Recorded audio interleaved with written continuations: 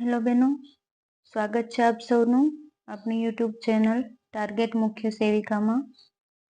આજે આપણે lecture number 6 જોઈ રહ્યા છીએ. આગળના 5 લેક્ચર લેવાઈ ચૂક્યા છે. આપણે જોવાના બાકી હોય તો જોઈ લેશું. ઓકે, આજે આપણે કરંટ અને એને રિલેટેડ જીકે જોઈશું, જે હાલના બહુ મહત્વના ટોપિક છે એ જોઈશું કરંટમાં. ઓકે, ચલો લેક્ચર સ્ટાર્ટ કરીએ. આપણે વન લાઇનરના સ્વરૂપમાં જ જોઈશું. ઓકે, ક્વેશ્ચન નંબર 1 છે, ભારતનું પ્રથમ અનાજ એટીએમ ક્યાં શરૂ કરવામાં આવેલ છે?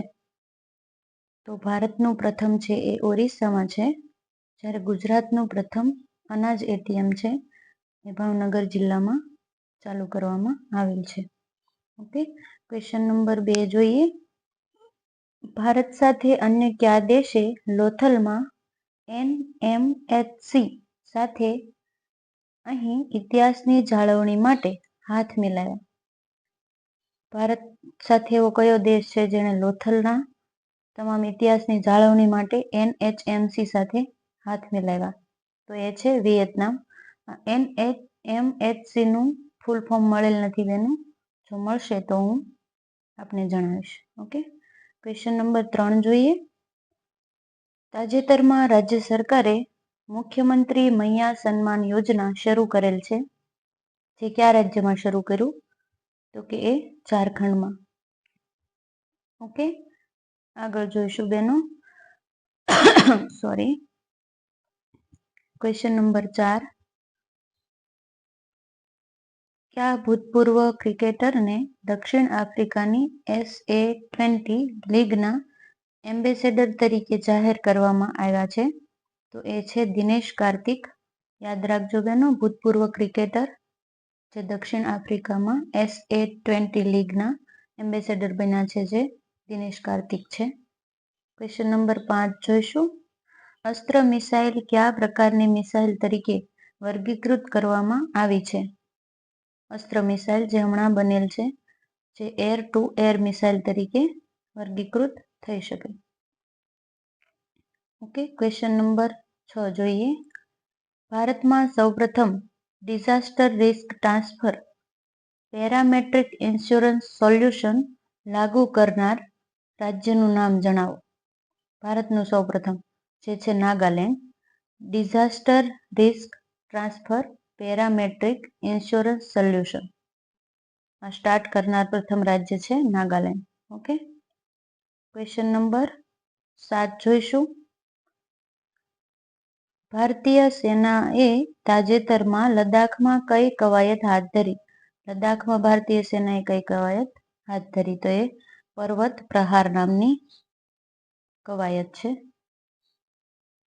આગળ જોઈશું ક્વેશ્ચન નંબર 8, ભારતના કયા રાજ્ય દ્વારા નીતિ આયોગ જેવા GIRT ની શરૂઆત કરી, ની સ્થાપના કરી? ગુજરાત. ભારતમાં નીતિ આયોગ દ્વારા GIRT ની સ્થાપના કરી. તો GIRT નું ફૂલ ફોર્મ શું છે એ જોઈશું. Gujarat state information for transformation, institution for transformation. GIRT નું ફૂલ ફોર્મ યાદ રાખી દેજો બેનો, Gujarat state institution for transformation.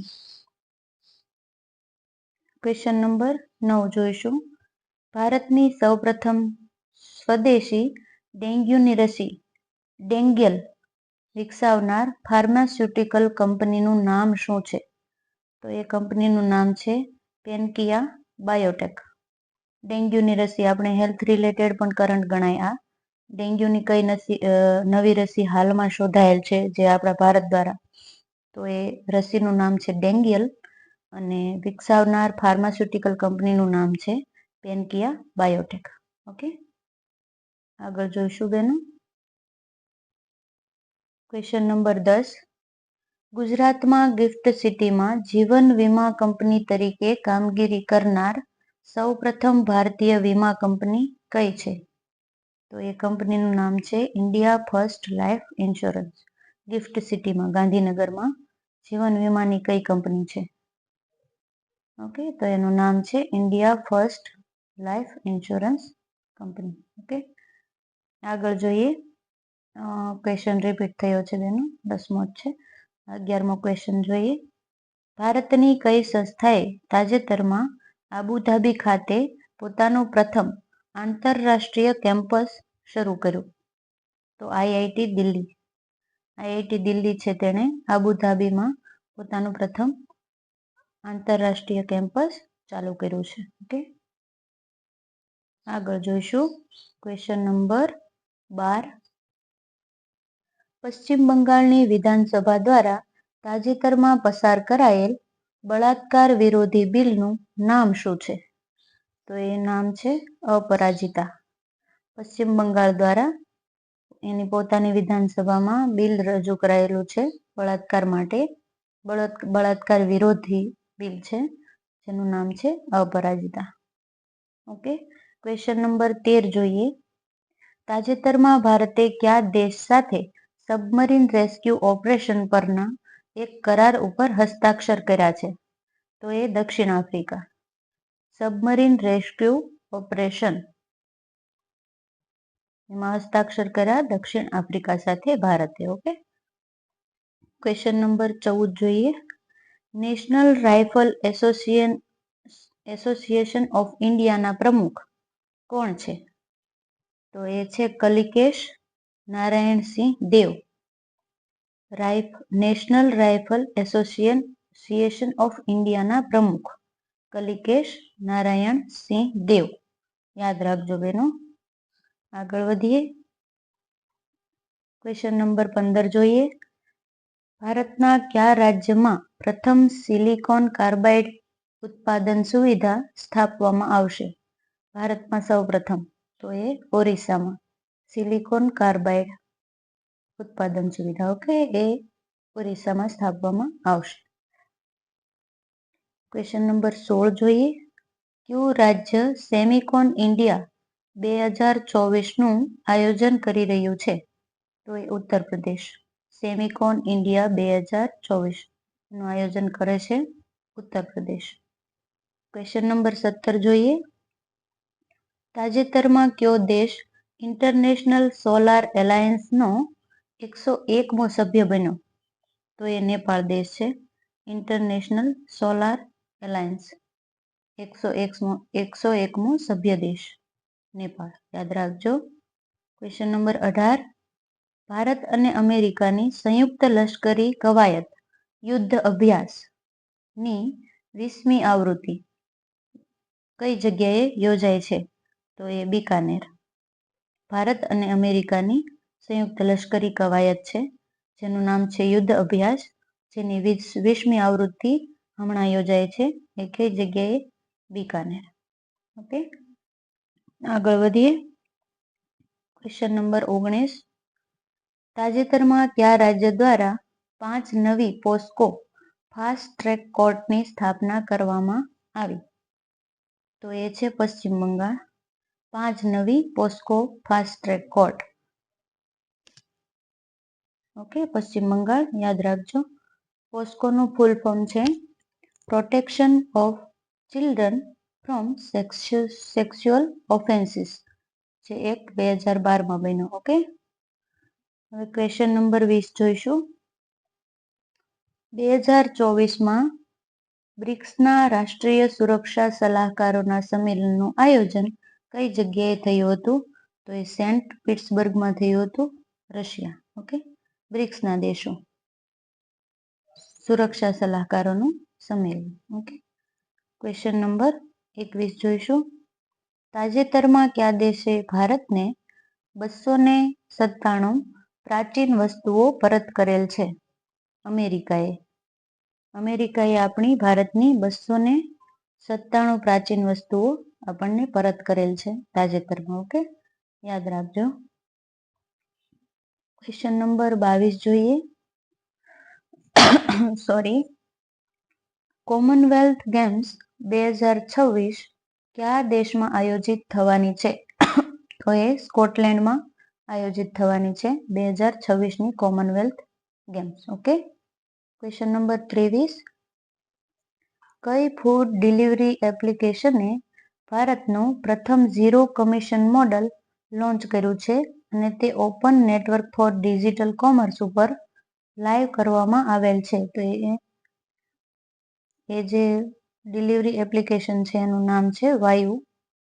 Zero commission model જેણે લોન્ચ કર્યું છે એનું નામ છે વાયુ. ઓકે. ક્વેશ્ચન નંબર 24 જોઈએ.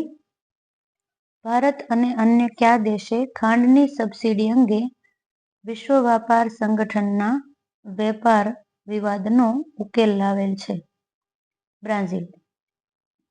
ભારત અને બ્રાઝિલ વચ્ચે ખાંડની સબસિડી બાબતે જે વિવાદ હતો એનો ઉકેલ લાવેલ છે Brazil. Okay.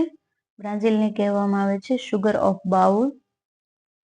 Bowl of the world. Okay. આગળ જોઈએ. Question number 25. આંદામાન અને નિકોબાર ટાપુમાં આવેલ પોર્ટ બ્લેયરનું નવું નામ આપવામાં આવેલ છે. કયું નવું નામ આપવામાં આવેલ છે? તો નામ છે શ્રી વિજયપુરમ. પોર્ટ બ્લેયરનું નામ, આંદામાન અને નિકોબારનું જે પોર્ટ બ્લેયર છે એનું નવું નામ છે શ્રી વિજયપુરમ. આ સ્થળ એક સમયે ચોલા સામ્રાજ્યનું નૌકાદળ હતું અને નેતાજી સુભાષચંદ્ર બોઝે પ્રથમ ત્રિરંગો ત્યાં લહેરાવ્યો હતો. પોર્ટ બ્લેયર એટલા માટે પણ મહત્વનું છે કે એનું નામ નવું હમણાં બન્યું છે શ્રી વિજયપુરમ. અને બીજું એક ખાસિયત એ છે કે ચોલા સામ્રાજ્યનું નૌકાદળ પણ ત્યાં હતું અને નેતાજી સુભાષચંદ્ર બોઝે પ્રથમ તિરંગો પણ ત્યાં લહેરાવ્યો હતો. એટલા માટે આપણા માટે ઇમ્પોર્ટન્ટ બની જાય છે. ઓકે. ક્વેશ્ચન નંબર 26 જોઈએ. વિશ્વમાં સૌ પ્રથમ વખત વોટર ક્રેડિટ મેળવનાર મહાનગરપાલિકા કઈ છે? તો એ જુનાગઢ છે. વિશ્વમાં સૌ પ્રથમ એટલે ખાસ મહત્વનું થઈ જાય બેનો, કારણ કે આખા વિશ્વ લેવલે મહાનગરપાલિકા એક એવી છે જે વોટર ક્રેડિટ મેળવનાર છે, જે જુનાગઢ છે.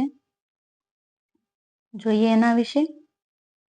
જુનાગઢની મહાનગરપાલિકા વોટર ક્રેડિટ મેળવનાર વિશ્વની પ્રથમ સરકારી સંસ્થા બની છે. યુનિવર્સલ કાર્બન રજિસ્ટર નામની સંસ્થા દ્વારા જુનાગઢ મનપાને વોટર ક્રેડિટ આપવામાં આવી છે. જુનાગઢ મહાનગરપાલિકાએ હસનાપુર ડેમના પાણીનો ઉત્તમ ઉપયોગ કરીને મોટું ઉદાહરણ પૂરું પાડ્યું છે. હસનાપુર ડેમ છે જુનાગઢના 40% વિસ્તારમાં પાણી પૂરું પાડે છે. એ પણ પૂછાઈ જાય કે હસનાપુર ડેમ ક્યાં આવેલ છે, તો આપણે લખી શકીએ જુનાગઢ, કારણ કે કરંટ રિલેટેડ જીકે ખાસ પૂછાય એટલે યાદ રાખજો. ઓકે બેનો. વોટર ક્રેડિટ મેળવનાર પ્રથમ મહાનગરપાલિકા છે તો એ જુનાગઢ છે. ઓકે. તો બેનો આપણે કરંટ જોયું. ખાસ એ જણાવજો કે આપને લેક્ચર કેવા લાગી રહ્યા છે. પસંદ આવે તો વિડીયોને લાઈક કરજો, અન્ય બહેનોને પણ શેર કરજો અને સબસ્ક્રાઈબ કરી લેજો. આવા લેક્ચર આપણે મૂકતા રહીશું. અન્ય સબ્જેક્ટ્સને આવરીને પણ વિડીયો મૂકશું અને જીકે કરંટ એ બધા વિડીયો આપણે મૂકતા રહીશું. તો ચેનલને સબસ્ક્રાઈબ કરી લેજો અને કયો ટાઈમિંગ યોગ્ય રહે છે બધી બહેનોને અનુકૂળ રહેશે. જોકે આપણા લેક્ચર તો રેકોર્ડેડ હોય છે એટલે યુટ્યુબમાં હોય જ છે. જે રીતે આપને ટાઈમ મળે એ રીતે તૈયારી કરતા રહેજો બહેનો. તો બધી બહેનો best of luck. Okay. Thank you.